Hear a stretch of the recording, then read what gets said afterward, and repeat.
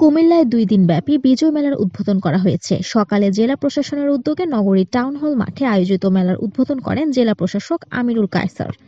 এ সময় police super Mohammad নাজির আহমেদ খান, কুমিল্লা জেলা মুক্তিযোদ্ধার সাবেক কমান্ডার নূরে আলম, মহানগর জামায়াতের আমির কাজী দীন মোহাম্মদ, কুমিল্লা জেলা ক্রীড়া সংস্থার সহ সভাপতি রাজনীতিবিদ ইয়ার আহমেদ সেলিম, শাহ মোহাম্মদ সেলিম, মহানগর বিএনপির আহ্বায়ক উদ্বাতুল বারী আবু সহ বীর মুক্তিযোদ্ধা, বৈষম্য বিরোধী ছাত্র আন্দোলন সহ বিভিন্ন রাজনৈতিক দলের নেতৃবৃন্দ, সাংবাদিক, সামাজিক ও সাংস্কৃতিক কর্মীরা উপস্থিত ছিলেন।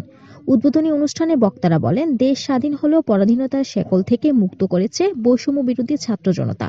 এই ধারা যাতে অব্যাহত থাকে সেদিকে খেয়াল রাখার তাগিদ ছিল বক্তাদের মুখে।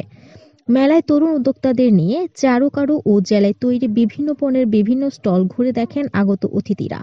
পরে মনোমুগ্ধকর সাংস্কৃতিক অনুষ্ঠান উপভোগ করেন মেলায় আগতরা। তৃষা, আলোকিত কুমিল্লা নিউজ ডেস্ক।